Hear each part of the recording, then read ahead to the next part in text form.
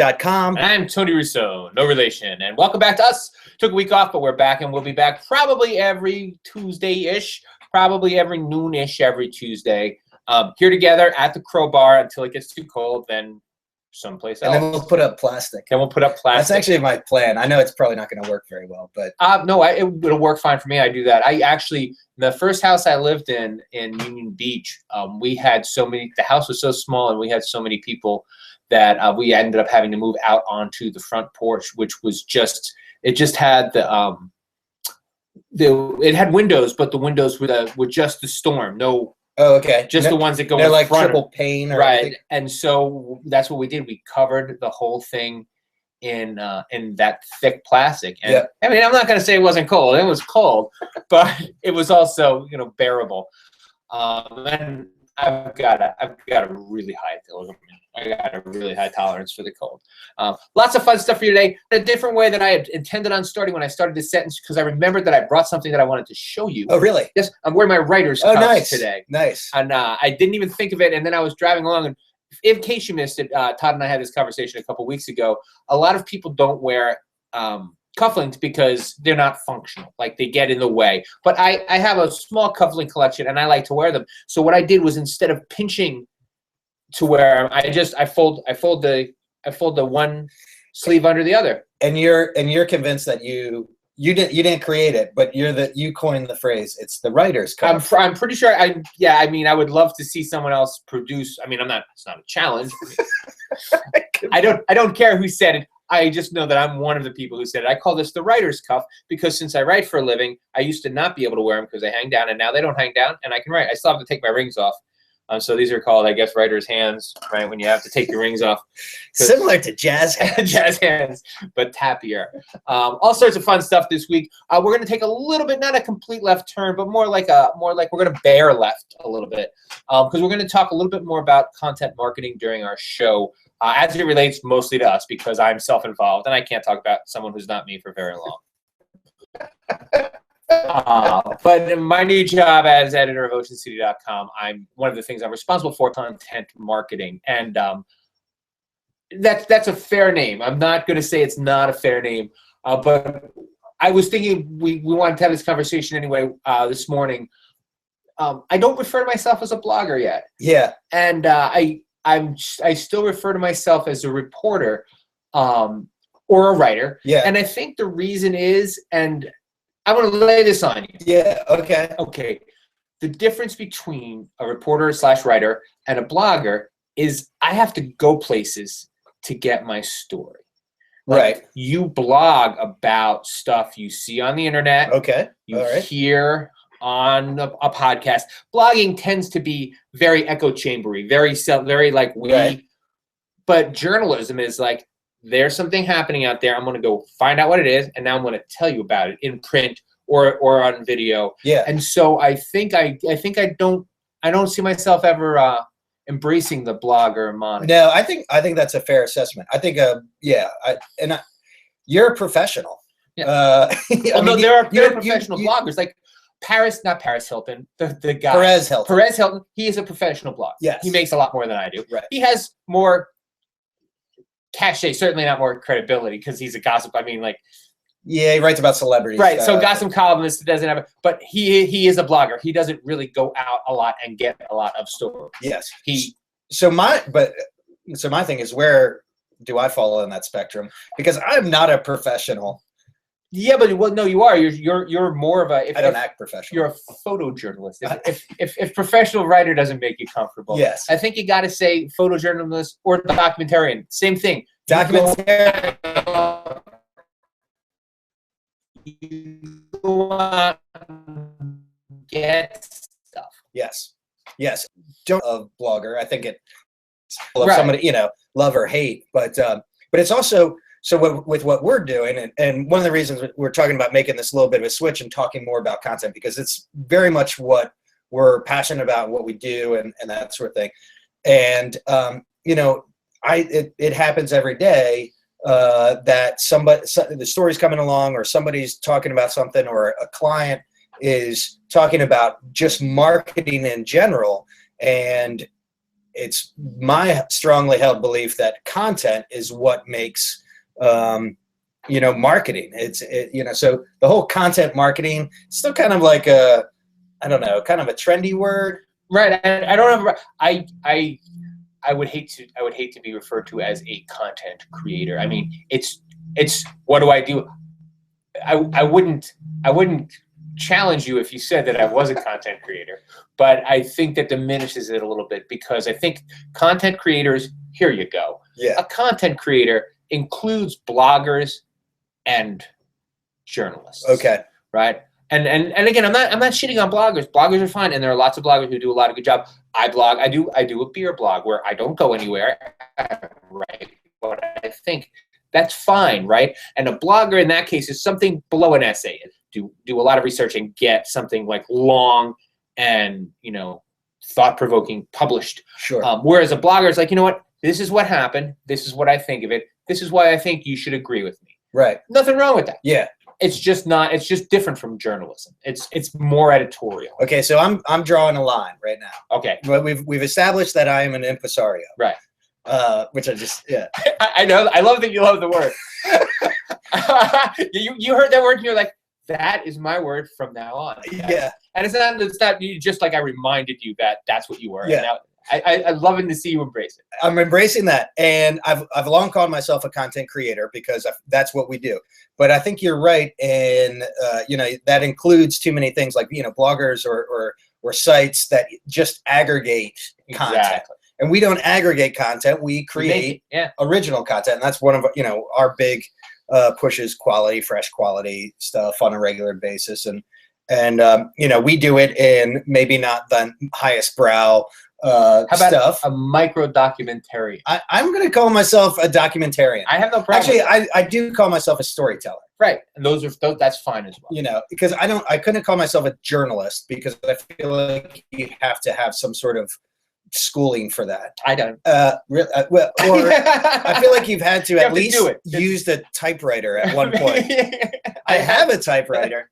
But but I want to call myself a journalist. And it's funny too, because on the flip side of this, I have a very good friend who lives out in California. His career in film editing, and he basically does the same thing that I do now. But I, shoot and edit, stuff at local bars. He was doing it for Spanish Pepsi commercial or Coca-Cola commercials, and with $1 million budget. Much smaller budget, but still the what I'm doing is essentially the same, and I kind of feel bad because am I taking the luster off of what he has done?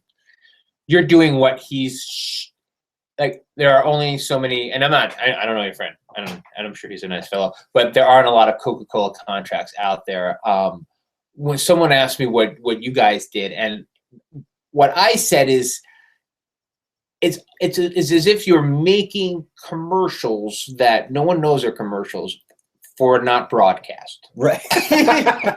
That is exactly what we are doing. This is the thing. One of the things that I've been hitting really hard on, and we've spoken about this, is not today, not tomorrow. The display. There's still plenty of room for display advertising. Display advertising is going to be very important. Link throughs and things like that are going to be very important for a very long time.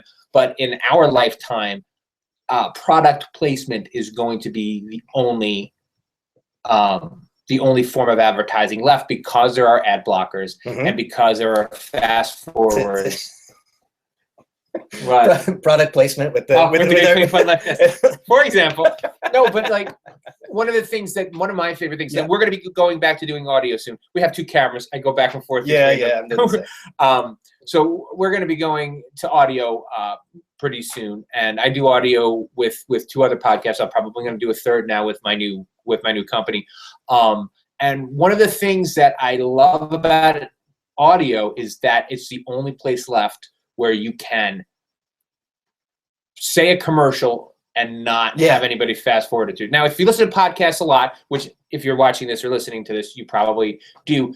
People do spots. They do spots in the beginning and the middle, and you can 15-second through them, and I often do 15-second through them. But what you can't 15-second through is this next section is sponsored by GoodCleanFunLife.com. GoodCleanFunLife.com, providing your content when you need it, the way you like it. why would you bother following, why would you bother skipping through that? It's easier just to hear it. Right. And if I say it often enough, yeah, it's valuable, especially if my reach is and what it is. We talked about this, and it's even enjoyable when, what's the guy, Joe, you're talking about a podcast. He's the UFC guy. Oh, Joe Rogan. Joe Rogan, and mentioning stuff and like actually talking about, and you don't want to miss it because he says something unique and funny, or Right. Well, my example was Bill Burr. Okay. Because Joe Rogan's podcast is like 2 hours. Is it really? I don't. He gets short attention span. He's kind of a stoner, and yeah, he has guests on. They do like a morning radio show type of thing. Okay. Which there is plenty of room for. Again, it's not maybe an hour. I feel like an hour is more than I have the right to ask of anybody. I'd rather do 4-hour-long podcasts during the week than 1 4-hour podcast. What you like. But yeah, the idea of like, I'm going to talk about this and it's going to be fun and you don't want to miss what I'm saying because I'm not just saying buy this. So for example, you guys work with the Starboard, right? Yes. We talk about the Starboard a lot. They're not paying us, but we wouldn't see, I'm sorry, also it's kind of a journalism thing. Even if they were paying us, I probably wouldn't say very many things different about the Starboard. Right. Because, it's in Bethany Beach. It looks like a nice enough place. It's in Dewey, but it's in Dewey Beach. It looks like it. So I'm writing a book about Delaware beer. I keep calling Bethany Dewey. I keep calling Dewey Beer Company the Bethany Brewing Company. Oh wow. It's only a matter of time before that finds its way into print, and I get more nasty letters from people. The point is that when you're talking about something that's cool, or one of the things that I'm looking into at oceancity.com is more play stuff. So if there's a hotel that is one of our advertisers, then you just interview someone at the hotel. Yeah. And you tell a great story about what's going on with this person, and you tell it in the hotel. So and so is enjoying her time in Ocean City. She's doing this, she's doing that, she's doing the other thing. It would be more interesting. There would be adjectives. And and they're at the Dunes Motel or the Dunes Hotel or the Clarion, or I don't even know, the Holiday Inn, whoever. I also have to be careful. I don't know which are our sponsors or not, but this is where you can exercise that. This is where you get to practice without any. But the point is that is going to be more and more valuable, and very few people are doing it. Very few people and even fewer are doing it well. Yes. And even fewer are doing it here. I think it's really us doing it well, and here it's us. I think it's us. Yeah. But it's funny. So a couple of things. Talk about product placement. There's an article on Instagram that I want to talk to. We also talked about what you're doing, and I have this, the whole thing about the importance of not going viral. It falls into this whole conversation. But even before that, talking about the product placement, and it's just a much better way to engage people and have people appreciate it, because then you're developing the personality of a brand, like you're talking about doing a story, right? That brand develop the personality, and the best way to develop the personality is through the individuals and telling the stories of those individuals. Absolutely. And so brand placement even somehow boils down to the individual person. Right. And this is the part where I plug my new series on oceancity.com. It's called Ocean City Stories. It's stories of people in Ocean City. I just did my second one. They're really good, and that's kind of what I'm doing, but I'm really excited that you're doing this. I had to clarify to my boss yesterday when she was asking me how I literally could know nothing about Ocean City. Having worked here for 10 years. It's like a fresh slate. And that's what I said. I said, all right, perspective. Frankly, when I was at the Bayside Gazette, I kind of made my name as the don't bother with Ocean City Berlin schooler guy. And she's like, oh, I'm like, but we're working. And she's like, we're changing that. I'm like, absolutely, we're changing that. Had lunch at the 45th Street Tap House yesterday. Oh, very nice. Yeah, sir. And it was very nice. They have a black bean burger. The black bean quinoa burger, which is something that I thought I invented. Right. I didn't. You did it? No. Apparently not. Maybe not the writer's cup. Who'd have thunk that crunchy granola stuff was not just in my household. So minute 17 brought to you by the 45th Street Tap House. And it really is things like that. Yeah, I mean, it's great. Right. And so I'm sorry. So let's talk about the Instagram. So it kind of touches on a personal note, because I have a daughter. You have a daughter. They're under 18. Nellie's Mine's 14. Mine's 14. But then we have a younger cousin who is only 11 at this point, and talking about Instagram. And so I'm going to talk about it in the context of the story that I saw. But before I say that, the question is when is it acceptable for people to be on social media? And then how do you parent a child who's on social media? The story is about an Australian model on Instagram. So you talk about product placement. So a lot of these young girls are getting paid money, sent clothes, bathing suits, whatever, and they take a casual picture in it, and they're paid to have that picture posted because they have 15,000 followers, no, millions of followers in some cases. Right. Well, so this girl started when she was like 13, some more racy, not racy, but bikini shots, and sexy stuff. Right. And now she's 18 and she's gone back and she's edited all of her posts basically saying, be careful, social media is a lie. I had my sister take this same picture 14 times until I was angry with her and my stomach looked perfectly flat. And that was the one I posted, or I'm wearing this dress that I would never wear in real life because it was sent to me and it makes me look grown up. And I was only 13 when this picture was taken. Social media is a lie. So it's very interesting. She's getting a lot of attention over this. Maybe even more so, which raises some of the other questions. Yeah, and what's interesting to me about it is, I don't think anyone does it. I mean, one of the reasons that we have trouble with newspapers and is that believes any. Well, see, that's kind of how I feel. I feel that anytime you see anybody, there's a hidden message in everything now, and people are more skeptical about it. And then we even have, the other extreme where people like to get outraged over it. Right. But if you're a 13-year-old girl from Minneapolis, Minnesota, and you have 4.3 million Instagram followers, some of those have to be bought, right? Those aren't organic, right? Yeah. And you only wear, I don't know, Jordache jeans, because I'm going to show you how old I am, right? And so you're wearing a lot of Jordache and you have 4.3 million followers. It's probably, it's got to smell weird to you, as a consumer. Yeah. And so is it wrong to have somebody who is consenting to getting paid to take pictures with a product, whether it's a dude holding a football or no? I think one of the things, I don't like it. Yeah. Let's be clear, because I don't like it for. I don't like the exploitive, but I don't like the exploitive nature of regular magazine articles. Right. Only because none of these kids, it's rare that these kids turn out well. I've met plenty of girls who, I did baby modeling when I was a kid, or I was in, but by the time you hit 12, if you're still modeling, J.C. Penney's or whatever, it's tough to right yourself from not getting that kind of attention. Right. That isn't real. They don't care about you. They don't know you from anybody else. You just know that everyone who has a J.C. Penney's catalog with Jordache jeans in it, has seen your face, and so I'm not nuts about teen models. Generally. In general. But if you're going to do it in print, you're going to do it on Instagram. We'll take the conversation to your daughter, who's 14 and on Instagram, and maybe follows people who are doing this, or sees other people trying to emulate that, that sort of thing. And then, as a parent, what's the age that you get on social media, or allow your kids to get on social media, and then how do you parent as someone in the ever-changing landscape of everything? Yeah, well, and in a complete panic all the time is one way.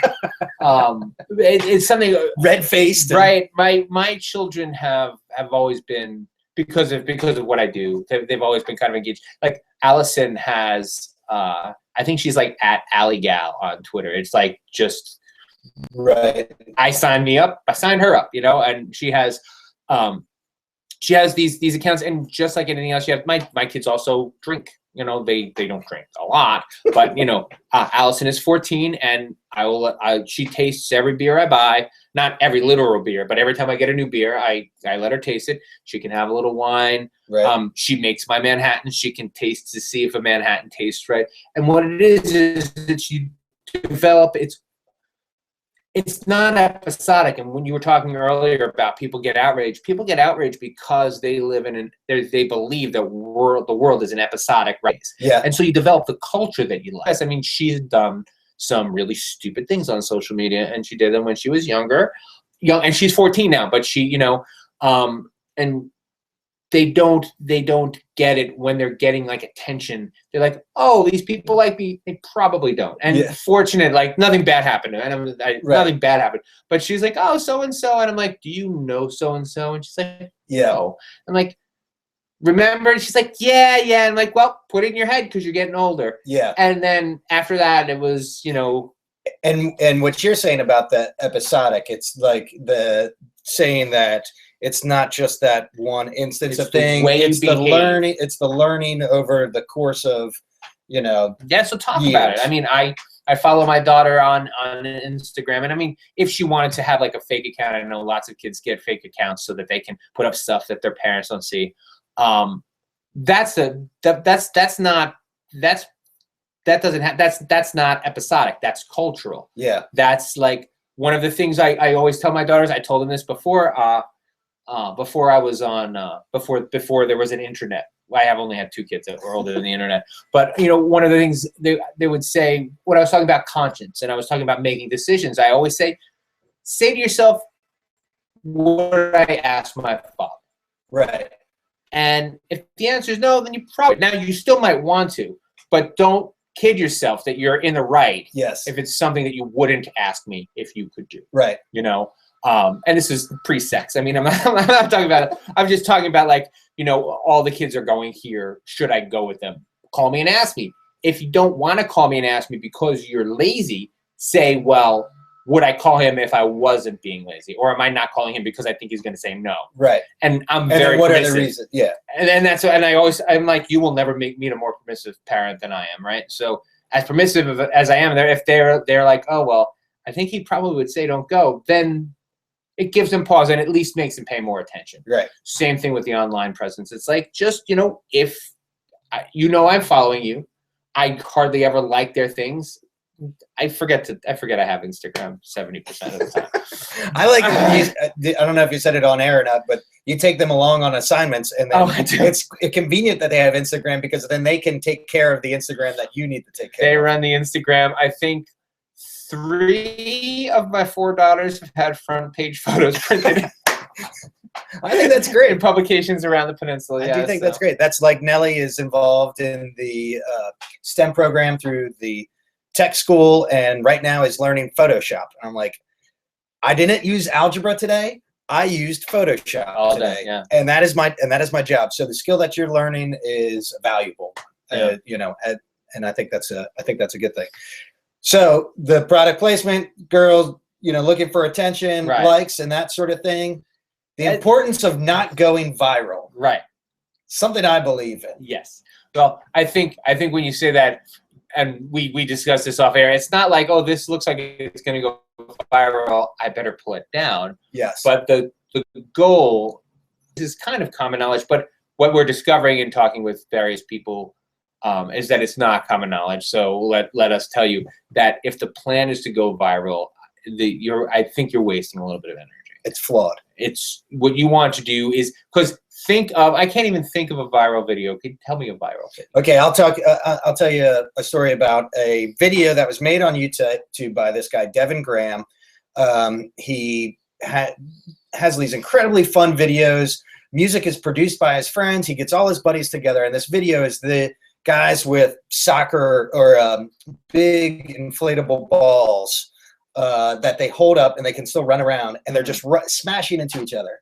And so he created this whole video, and it was, you know, for all intents and purposes, a viral hit. Mm-hmm. Now I'm getting into the next thing now, but so this guy makes videos for a living and makes content.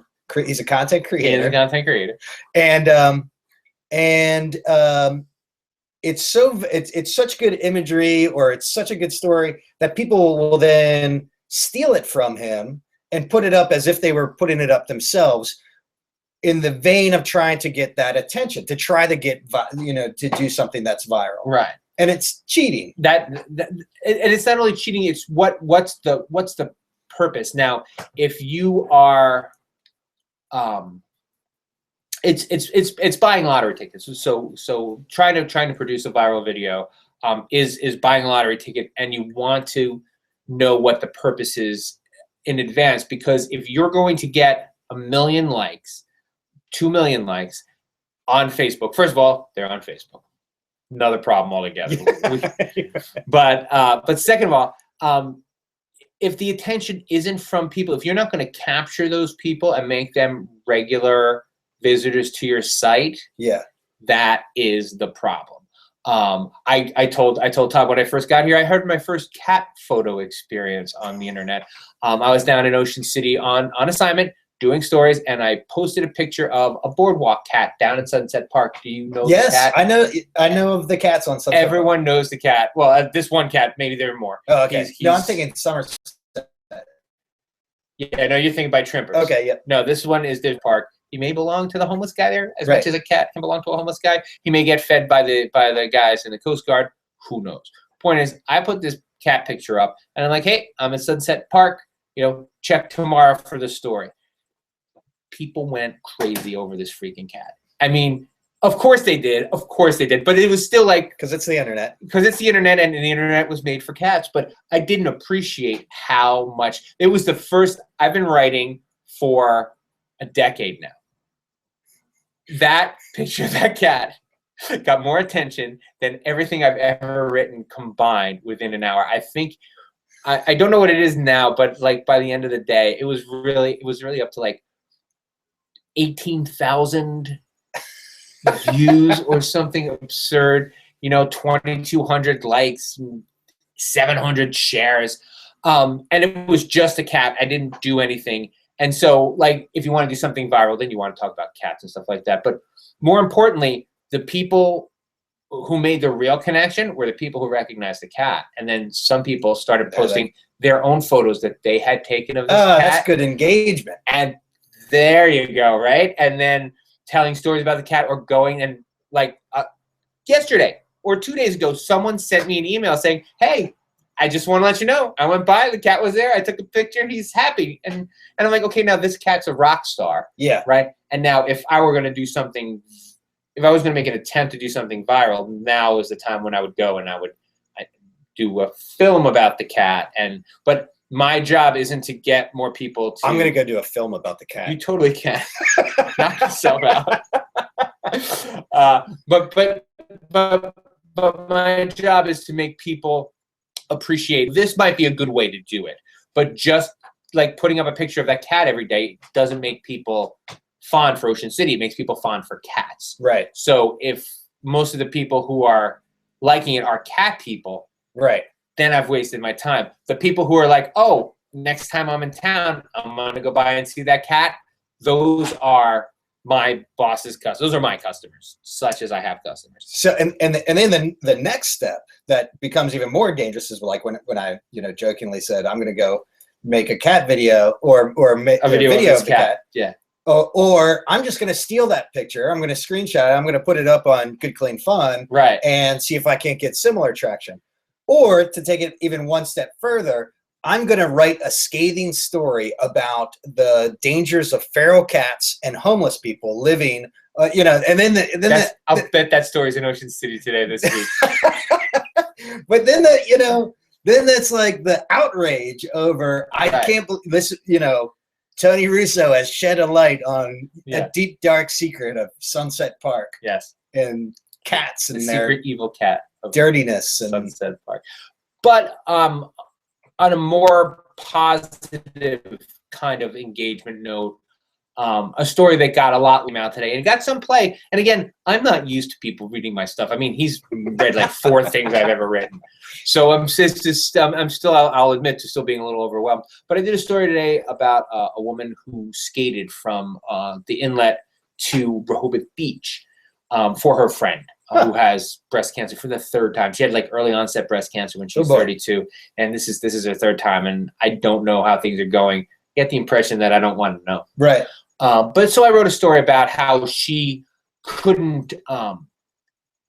She said, "Here's pro tip for writing: just pay attention a little bit." This lady said one quote early on, and I'm like, "Well, that's just I'll stay on the phone with you as long as you want, but I don't need to know anything else about you."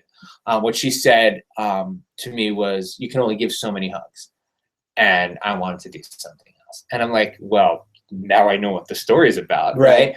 And so I wrote this story, and it was a nice story. And I was telling my boss yesterday, she's like, "Is the story up yet?" I'm like, "You know what? I'm going to put it up tomorrow morning because I want my wife to look at it because it's pretty good." I mean, I usually don't say stories, but it's okay. And I don't want to have a comma error throw people off. So I sent stuff to my wife. So she looked at it. It was fun. And then today I got hundreds of people who looked at it, but it affected them. And they were like, this is what I like about coming to Ocean City. There's always something cool. You know, she put on fishnets. So she skated wearing a cape and fishnet stockings. Yeah. So, this is what and so it got people talking about why they liked coming to Ocean City, all of the advantages of coming to Ocean City in the fall. Right. And I've written like 3 or 4 stories about the advantages of coming to Ocean City in the fall. And those are the kind of things that are catching on. Right. And a viral video would be about, like, if anybody picked up the viral video in the news, it would be about the video that's going viral. Yeah. It wouldn't be about how awesome it is to visit Ocean City in the fall. It wouldn't be about the story. My job is how awesome it is to visit Ocean City in the fall until it's winter. Yeah. Then it's how awesome in the winter, right? Or what great beer we have. And I like doing both of those jobs, so it's not very hard. But I think when you're interested in something going viral, you have to remember, what is your job? What are you trying to do? Right. And if you're just trying to get likes, take a picture of a cat, put it on Facebook, brag about all your likes. Or steal Tony's picture of a cat. It wasn't the good, like Kelly was with me. My wife is Kelly. She's a good photographer. She got some awesome pictures of the cat. Those didn't go because I didn't put them up. I'm just like, hey, here I am. Yeah. And then I felt bad because I couldn't put her great picture as the lead photo. Yeah. Because then it looks like I'm sucking up. Yeah. So I put a different picture as the lead photo. But sunsets too. People are fucking crazy for sunsets. Yes. Be prepared. Sunset pictures are coming. I think that is today Wednesday? Today's Thursday. I think it's today. There's a picture a video I took of a boat coming into the inlet at sunset. Yeah. I fully expect a check from the president of the internet tomorrow. Yeah. For $1 billion or whatever, because you won. Because I won. You won the internet. And it was a sunset. And happenstance, sunset, happenstance, and willing, full circle, willing to go out and do something rather than just collect things and comment on. Yes. You know, I'm out, I'm taking pictures, I'm meeting people. I was at the wine festival, lots of people this weekend. Lots of people were happy to see me. Lots of people came and liked the page, and a lot of people read and shared my story. And that conversion is probably what we should be talking about, getting people from the awesome one picture on Facebook to the website, and to read the story or to watch the video, and to become a fan of your brand, right? Because then they're the one the shares that usually the smallest number in the vision, whether it's likes, comments, or shares, the smallest number is the most valuable. You know? So if it's shares, it's people that are. It is shares, I think, that are doing your pushing. And getting people to share things. And this is we have time. One of the things that we talked about a couple weeks ago, and I had the experience with my first internet video earlier this week, is the difference between getting a video on Facebook to perform well and getting a video to perform well. Right. Because Facebook is pushing video. If you upload your video directly to Facebook, you're going to get a lot of attention immediately. They're going to force all of your friends, fans, whatever, to watch it. If you put it on YouTube and you put it as a post, then it kind of goes as a regular post that doesn't get promoted very well. Oh, sure. And so I have a lot of thoughts on this. Let's hear them. I think this is worth discussing. I think that people are once again snowed by Facebook. A couple of things that I've read is that a Facebook view is counted after 3 seconds of automatic play in your news feed. So you're sitting there in the morning scrolling through stuff, and you pause for a second, and a video starts playing because it has the automatic play. Right. And once 3 seconds ticks by, that counts as a view. You've already moved on, but they've counted it as a view. The difference is on YouTube, they don't count a view until after 30 seconds of watching. So this is somebody who's clicked on it, they've hit the play button, and they're committed to it for at least 30 seconds, and oftentimes after a 5-second commercial at the beginning. Right. Much more valuable Nice. view. Then we can get into the whole difference between YouTube and Facebook, and the fact that YouTube actually compensates the creators, whereas Facebook sells their own advertising against the creators' work. Robbing the poor and giving to the rich. But yeah, so there are definitely algorithms there on Facebook. It's going to get in more people's feeds. It's going to get in front of more people, no matter how the views are counted or what. My bigger thing right now is that it's just it's a steady trickle stream. There's no long tail Facebook. So that is still so important. The give is a video that we created for the Starbird from last summer, running of the bull with Chariots Fire in the background and all these people running down the beach is hilarious, and that still gets views, ticking away, quietly and much, at a lot lesser degree than when it first came out. Mm-hmm. But you put that same video on Facebook, you'll get that number, whether it's real or not. Right. And then it will be gone, and then it's out of the ethos. So one of the things that I was discussing with my boss yesterday, and again, what are you trying to accomplish? So for me, I want to start doing both. I'll put a snippet up on Facebook, 10 seconds or fewer, and see who sees it.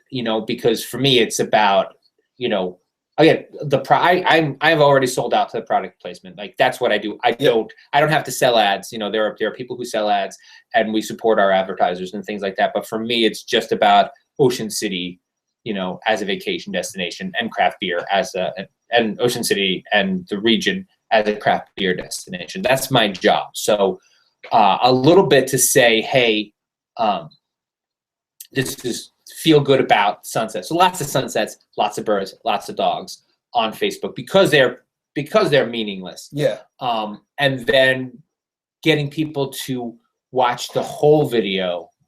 One of the things that I was thinking of doing I haven't done any long form videos. If I do a long form video, it's going to be 4 minutes. It's not going to be an hour. Yeah. But one of the things that I was thinking of doing is saying, hey, here's the clip. Check out the story. So post a video with the link to the story, and have them go through to the website and see what's going on. Absolutely. And we take it one step further when we're doing stuff. If we're covering an event, we'll make a 4 to 4 minute video that tells the whole story of the event, and that will go up on YouTube. We'll make a 30-second clip with that has some capture stuff and words at the very beginning, because that autoplay without sound at the very beginning, you can capture attention. That will go on Facebook to try to drive people to that. And then we'll do it, even boil it down and do a 15-second, make this symbol. That's the international square for Instagram. Oh, I see. So we'll compress it even more, make it small, 15 seconds, quick clips, Instagram, check it out here. So that's, Twitter, we don't really mess with around here. Twitter's really just for me when I'm drunk. When I'm feeling drunk and mean, I need Twitter. And Twitter needs you. And Twitter needs me. Damn it. But so that's the whole thing. And we've been playing more so with. I hope you've seen my personal memes. Yes. I've been doing this. and then GIFs too. GIFs or GIFs, however you like to say it. Utilizing that as a popular technology or format is also important for whatever you're doing to market. Yeah, just and create content and but bring it back to, if it's not good, it doesn't matter. Yeah. And I'm way prouder, for instance, of the story that came out today than I am of the fact that I put a cat on I added to the cat backlog of there are jokes about, people in the future are going to think we were ruled by cats and things like that. But so yeah, I added to the cat the list of cats on the internet, and it got a lot of attention. But I think people felt better about Ocean City for the story that I wrote, or for a couple. I've done a couple stories, and they've I mean, some are not great and some are okay, but some are good, and they all make you remember why you like to go to Ocean City or to drink craft beer, hopefully. Drinking craft beer in Ocean City. But we're gonna call it a day. We're gonna call it a night. I think we ran about 45 this time, which is gonna be in our wheelhouse. So strap in. We may go an hour occasionally. We may go 45 minutes occasionally. We're not sticking hard to half an hour anymore, but we're sticking hard to an hour. So when you feel like looking at your watch, if you're coming out in an hour, we're almost done. I can only handle it for that long. So, last but not least, quick plug for me tonight. If you happen to watch this in the next 20 minutes, I'm going to Buxy's. Buxy's? I'm going to Buxy's Salted Dog this afternoon for happy hour pictures. Happy hour pictures with Tony is going to be another thing that I'm going to start doing. Happy hour pictures. I just made that up now. I love it. I'm going to go people in bars drinking, having a good time. I'm going to go take some pictures of people and do like a happy hour review. I'd never been in Buxy's before, and I'll tell you what, that seems like my kind of place. Have the Tiny Heiny. I'm probably not going. Or the Permane it's a big Pittsburgh place. There were flags. Yeah. The flags were kind of a giveaway. Is the Tiny Heiny a Heineken beer? I don't know. I don't know what that is, actually. I'm just going to go in and take pictures of people. But it's dark and low ceilings. Or it was dark and had low ceilings last time I was there. Yeah. Yeah. No, you can see in there. It's a dark bar. Yeah. They have Guinness on tap. That was very cool. I DJ'd there once or twice. Yeah. And now, is that part of the beer muted triangle? Are those yes. the three? Yeah. That's what it was when I was walking around and I just wanted to share the whole experience with you. And I'm like, I don't know what my phone's connected to.